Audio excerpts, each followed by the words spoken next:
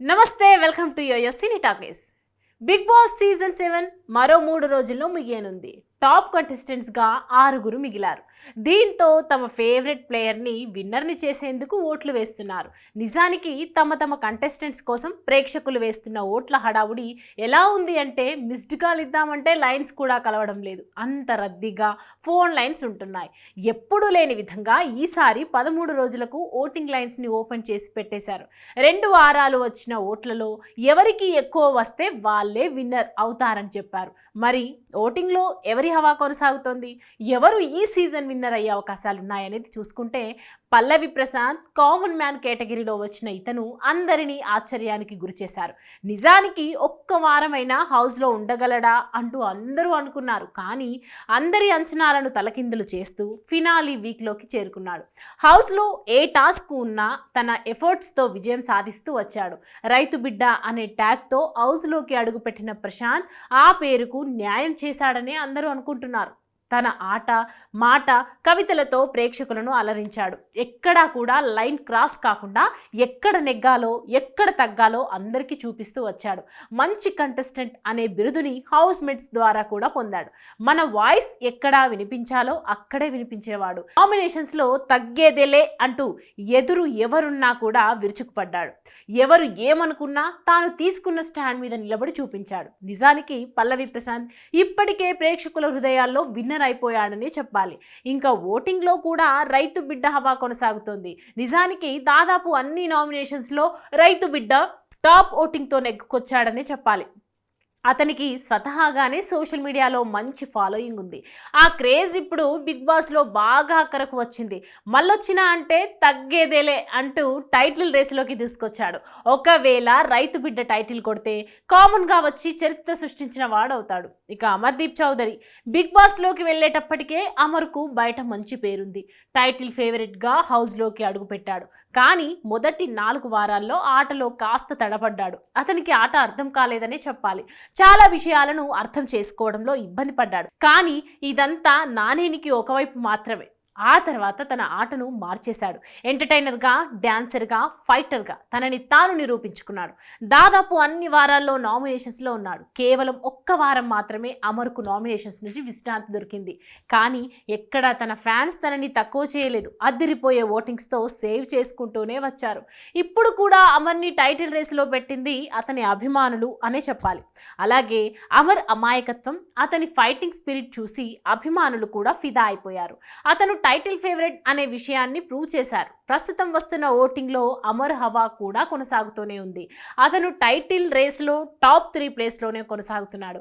ఇదే ఓటింగ్ సరళి కొనసాగితే అతను విన్నర్ అయినా కూడా ఆశ్చర్యపోవాల్సిన అవసరం లేదు. మొదటి నుంచి ఇప్పటి వరకు తాను తీసుకున్న స్టాండ్ మీద నిలబడ్డాడు.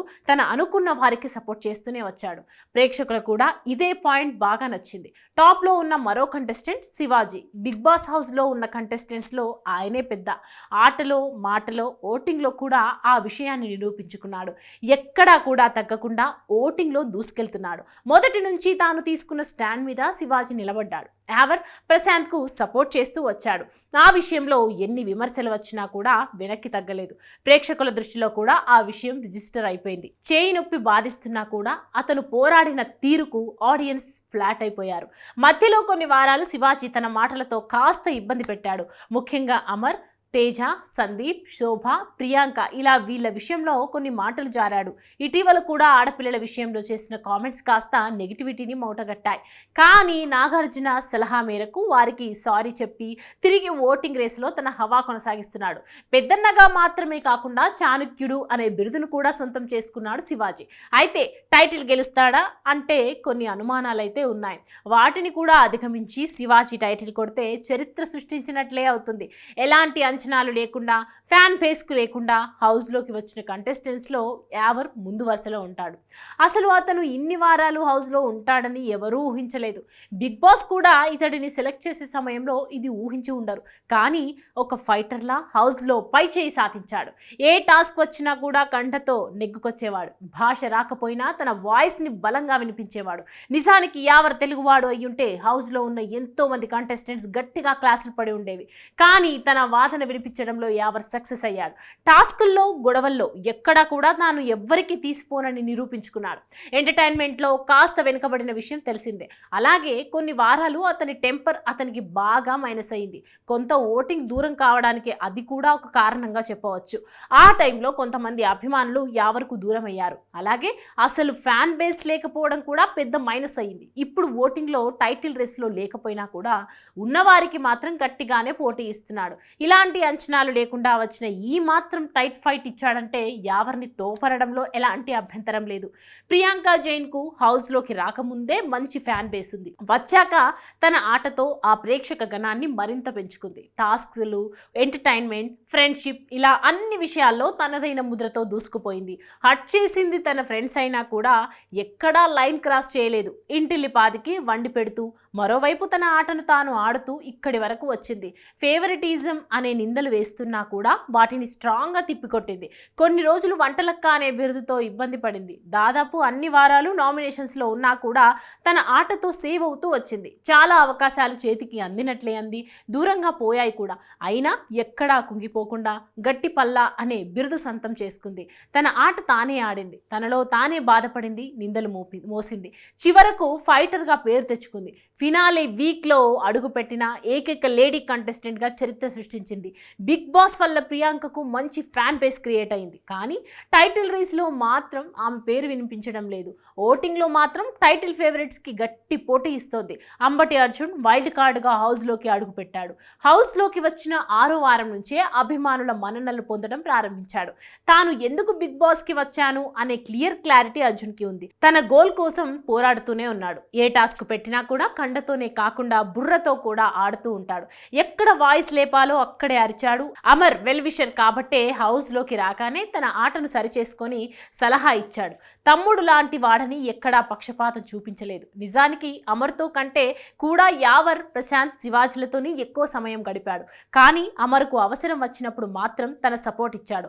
ఒక జెన్యూన్ ప్లేయర్గా, సింగిల్ ప్లేయర్గా అర్జున్ తన ఆట ఆడుతూ వచ్చాడు. కానీ అర్జున్ ఒక్కటే మైనస్ అయింది, అతనికి ఓటింగ్ తక్కువ రావడం. ఫినాలే అస్త్ర గెలవకపోతే అర్జున్ ఎలిమినేట్ అయ్యేవాడు అనే మాట నాగార్జున రివీల్ చేశాక అందరికీ క్లారిటీ వచ్చింది. బయట అర్జున్ ఓటింగ్ తక్కువ ఉందని, అలాగే వైల్డ్ కార్డ్ ఎంట్రీగా రావడం కూడా అర్జున్కు మైనస్ అయింది. అదే మొదటి వారమే హౌస్లోకి అడుగు పెట్టుంటే అర్జున్ టైటిల్ విన్నర్ అయినా అయ్యేవాడు.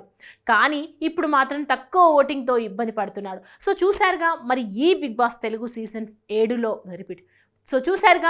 ఈ బిగ్ బాస్ తెలుగు సీజన్ 7లో మీ ఫేవరెట్ ఎవరు? ఈ సీజన్లో ఎవరు విన్నర్ అవుతారని మీరు అనుకుంటున్నారు? మీ అభిప్రాయాలను కామెంట్ చేయండి. హాయ్, హలో, మెస్మరైజ్ చేసే మూవీ ముచ్చట్లు, రిలీజ్ అయిన వెంటనే రివ్యూస్, మీ అభిమాన తారల రియల్ స్టోరీస్, సినిమా సమాచారం ఏదైనా క్షణాల్లో మీ చెంతకు. మరింకెందుకు ఆలస్యం, యోయో సినీ టాకీస్ ని సబ్స్క్రైబ్ చేసుకోండి. హలో నోటిఫికేషన్ కోసం గంట కొట్టడం అస్సలు మర్చిపోకండి.